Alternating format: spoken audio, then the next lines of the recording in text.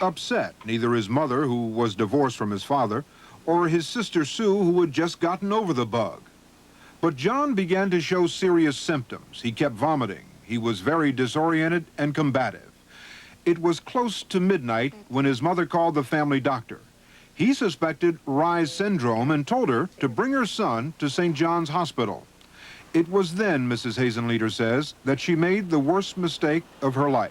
She called the police for help, the police from St. Clair Shores, Michigan. Looking at John, they suspected a drug case. First of all, I heard them say to him, "What did you take?" And John said, "I didn't take anything." And I said, "He didn't take drugs. He's sick." The police told the family to stay out of the bedroom, but Sue, who was 14 at the time, went in anyway. And when I went in there, my brother was trying to sit up. And every time he would sit up, they would knock him back down. They were hitting him in the chest. And he kept screaming, "Please help me.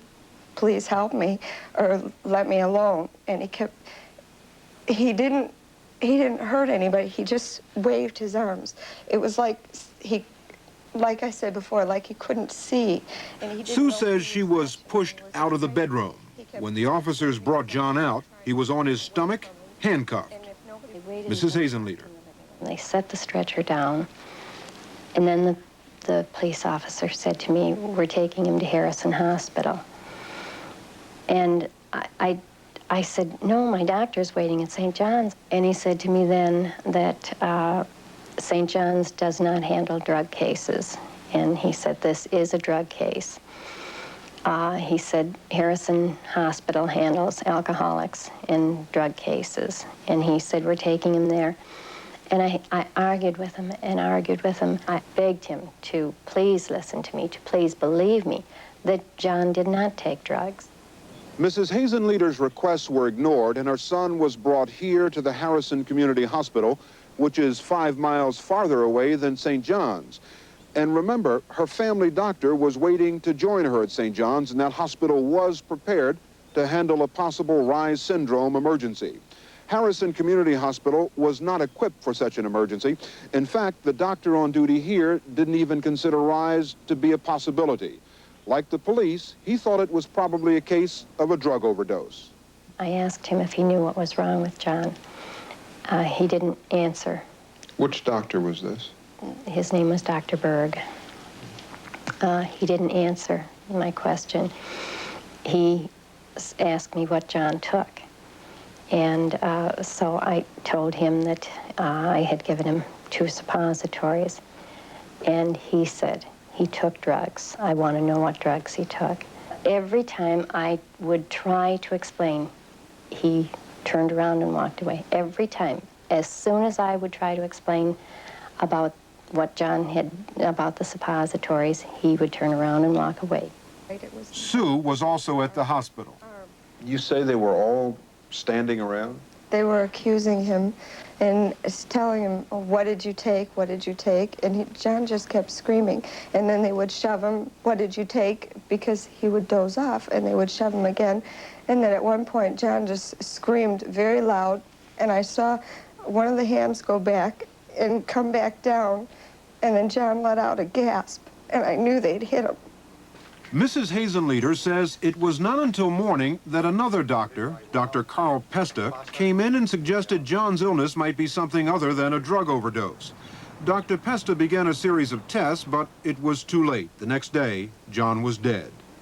The death certificate said he died of viral hepatopathy and encephalitis, in effect, a description of Reye's syndrome. Nevertheless, the police in their report continued to cite drug abuse as the cause of death until family pressure caused them to change their report and list the drug overdose charge as unfounded. Still, that charge haunted the Hazen-Leders. It was weeks after, when I went back to school after John died, the entire time that we were in the hospital, and by the time I got back to school, it was still being talked about in school that he had died of a drug overdose. And it was then that I went to the office and told them that it wasn't true, and I had hoped that somebody would straighten it out, because it was horrible enough to accept that he died, but to have everybody saying that he died of drugs was not only tainting his name, but it was hurting us. Convinced that her son need not have died and that his last hours were spent in unnecessary agony, Mrs. Hazen checked with the experts. After she was told that John had an 80 to 90% chance of recovery when he was first brought to Harrison, she filed suit against policemen Donald Reeder and Edward Stack, against Dr. Berg, and against Harrison Community Hospital. On the advice of her attorney, she accepted an $80,000 settlement from the hospital. During the trial, there were a number of setbacks for Mrs. Hazen. Dr. Berg's defense centered on his claim that her son did not necessarily die from Reye's syndrome. To prove that he did, she brought in an expert witness, a doctor with an outstanding reputation who was an expert on Reye's syndrome. But the judge ruled that doctor could not testify because he was overqualified, too qualified to rule on the standard of care in the emergency room of a small community hospital. And then a deposition by another doctor was ruled inadmissible as evidence, a deposition in which the doctor stated that John Hazen had died from Reye's syndrome. Now, in the middle of the trial, they couldn't prove that her son had Reye's syndrome. They certainly couldn't prove that he was misdiagnosed, and they lost the case. We wanted to ask resident physician Dr. Edward Berg what made him so positive John's illness was a drug overdose, not Reye's. We also wanted to know why he didn't obtain a history from John's mother or her family doctor, and why he didn't check with St. John's Hospital about a transfer. On the advice of his lawyer, he declined to answer our questions. But his superior, Dr. Carl Pesta, did. Dr. Pesta was the physician who treated John the morning of his arrival at Harrison. Even though Pesta says it's possible John had Reye's syndrome, he feels Dr. Berg has been maligned. And what would you think of a physician who didn't heed your wishes as a parent? Mr. Bradley, your question is unanswerable. Which physician did not heed her question? Well, Dr. Berg, for one. Mr. Bradley, your facts are false. How can you say Dr. Berg didn't heed this when he had nothing to do with bringing the young fellow here? Dr. Berg testified in court that it was stated to me time and time again that they were very unhappy that the patient was at Harrison Community Hospital and wanted him at St. John's. How can you ask me to comment when I have no privy to that knowledge? I can't comment on that. Didn't Dr. Berg confer with you? Sure he did, many, many things. And he didn't tell you that they were unhappy here? Before or after my care? At any time. You conferred with Dr. Berg on the telephone. This was never brought to your attention? No, sir. So if Dr. Berg, it was made clear to Dr. Berg, should he have made that clear to you? I'm not Dr. Berg, sir. No, I'm asking you, Yeah. you're a physician. You know Sure. what doctors are supposed to do. Sure. If he was asking your advice over the telephone about this patient, should he have made the parents' wishes clear to you? If you're asking me, should he have made it aware, I can tell you he could have made it aware to me. If the I'm parents not asking were... you what he could have. I'm asking you, should he have done that? I wasn't there. I was on the telephone with him, and if you want me to say yes, I will say yes. I want you to tell me what is I'm your telling you opinion the as a truth. doctor. I'm telling you the truth right now. Should he have made that clear to you, or should he not? Or is that not important? It's very important. Then should he have made that clear to you? I've repeated myself. He should have made it clear to me. Did you give the appropriate blood tests and whatever other Oh, yes. tests are necessary yes. to find out if he had Reye's syndrome? Oh, yes. Then if the appropriate tests were given, how can you be unsure about whether it was Reye's or not? Are you aware as to what medicine is called, Mr. Bradley? As far as its definition? Is medicine an art or is medicine a science? Is that your answer? I asked you a question, sir. I'm asking you, if you gave appropriate tests to determine whether or not he had Reye's syndrome. We don't know in 1983 whether he had Reye's syndrome. I'm talking 19... We didn't know in 1972 that he had Reye's syndrome. Nobody knew. There were tests in 1972 just as useful as the tests in 1983 are. Dr. Thomas Shope is Director of Pediatric Infectious Disease at C.S. Mott Children's Hospital at the University of Michigan. Dr. Shope is a successor at the hospital to the doctor who was prepared to testify on Mrs. Hazen-Leader's behalf. The definitive test to nail down the diagnosis of Reye's syndrome is a liver biopsy. There are, I think in 1972, 1973, and so forth, more frequently than not, patients were actually diagnosed definitively by taking the liver biopsy. I think today we're comfortable not doing that because we've had more experience with the disease. The liver biopsy certainly wasn't done. No, the liver biopsy wasn't done, and I wouldn't expect that to be done on an emergency basis. But the blood ammonia, I didn't see that be ordered, and I didn't see the liver function studies be ordered. Is that a critical mistake? Well, I think it is. Like Dr. Berg, the officers responsible declined to talk to us, even though the jury found for them on all of Mrs. Hazen-Leader's claims. But Officer Donald Reeder did confirm under oath that Mrs. Hazen-Leader had asked that her son be taken to St. John's. He also admitted that he didn't call St. John's to find out if they were prepared to accept John. If they had, they would have found that John's mother was telling the truth. We talked to other parents who encountered similar attitudes in other towns when their children came down with Reye's syndrome.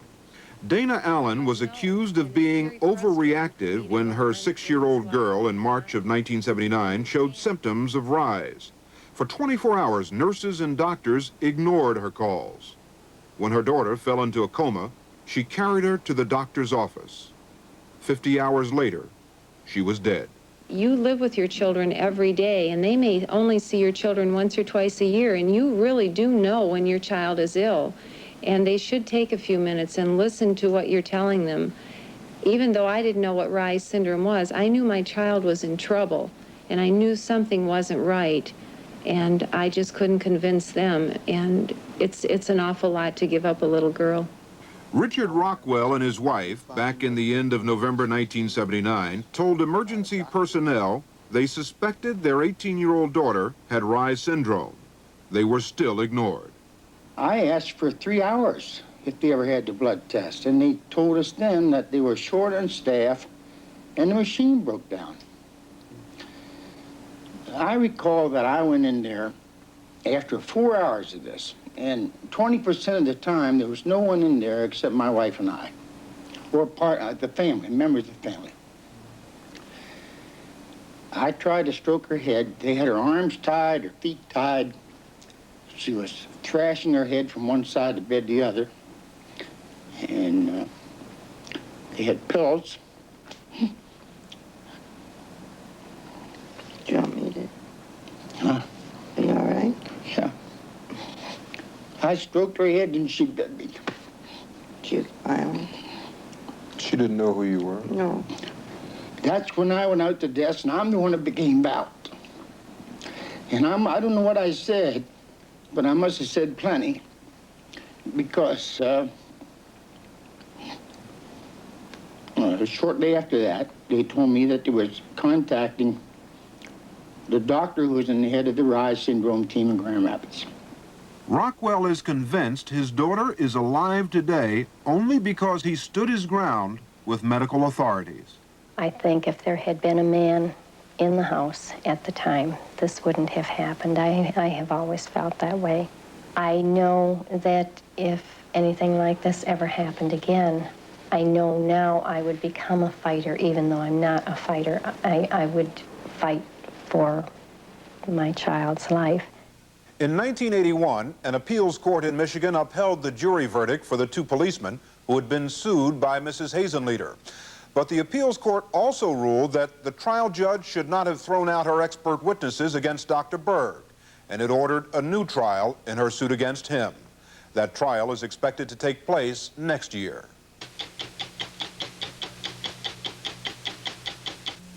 At first, it was only a theory. An entirely new kind of Mercedes-Benz. A car that demanded the greatest development effort in Mercedes-Benz history. The result, a trim, nimble performance sedan that upholds the strictest Mercedes-Benz standards. Introducing the 190 class, Once pure theory, now pure Mercedes-Benz.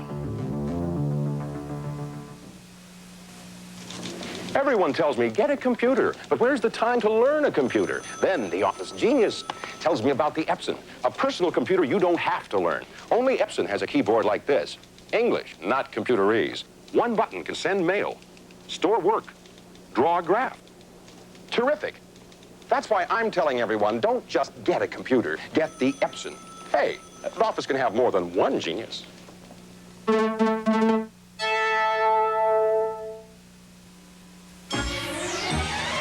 The RCA SelectaVision Video Monitor is a high-performance television and more.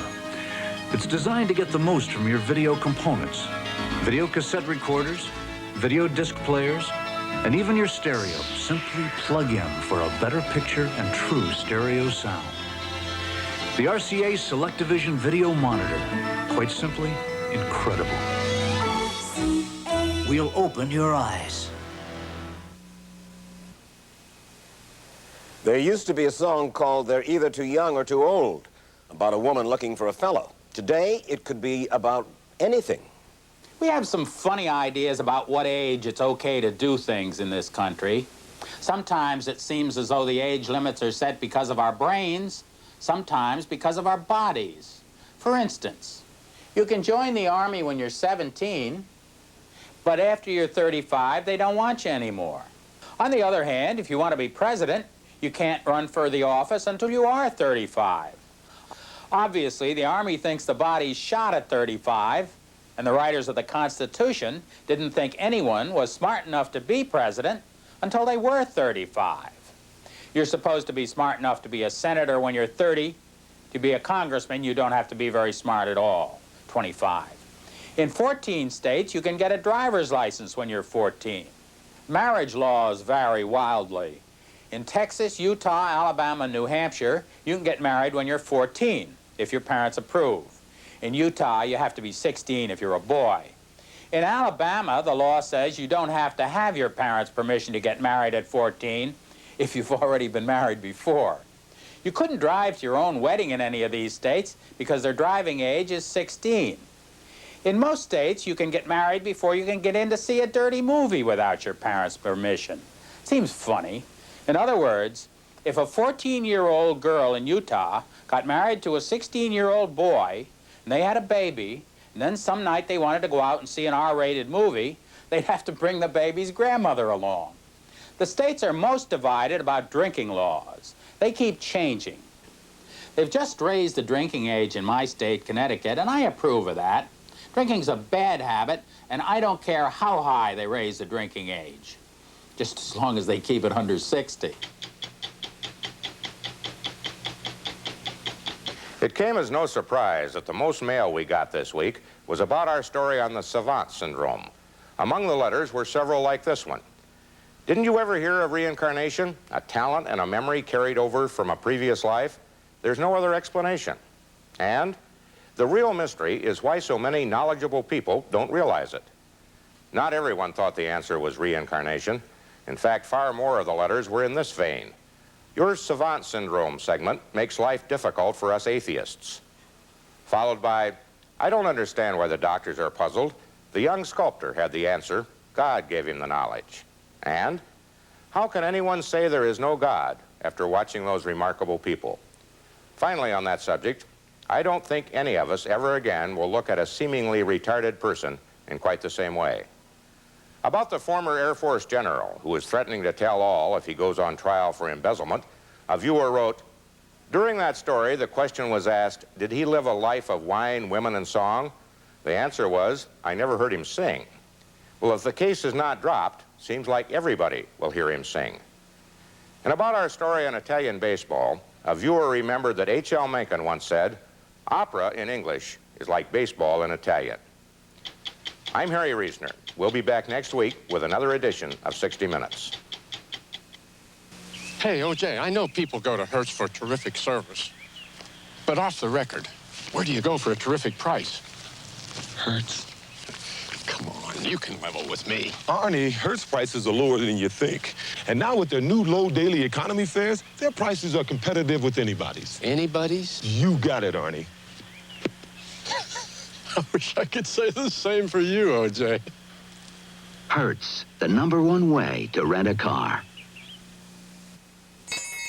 The great new taste of Chuck Wagon stops dogs in their tracks. What's new about Chuck Wagon? A new improved combination of beef, chicken, and vegetable-flavored chunks. Plus a rich, savory coating made with real meat juices. The great new taste of Chuck Wagon brand dog food really stops dogs in their tracks. The great new taste of Chuck Wagon stops dogs in their tracks. New from Purina. Do you know her? She's held 1 million dreams in her hand. Now, when she urgently needs restoration, her destiny is in your hands. Fortunately, so is the solution. Because each time you use the American Express card until the end of this year, a contribution will go to help keep her foundation strong and her flame afire. For the sake of the Statue of Liberty, don't leave home without it. Monday, Scarecrow and Mrs. King tackle Russian spies to save a 12-year-old computer whiz. What's he doing tied up in a closet? Perfectly good question. Then on Aftermath... What do we have here? Elma's searching for a sex scandal anywhere. And why are Newhart's guests sneaking out of the inn? Checking out? What? Oh, no. Then on Emerald Point, Kay risks her family's honor to save Glenn, but Hillary continues to stand between them. Glenn loves me, and he always will. Emerald Point, Monday.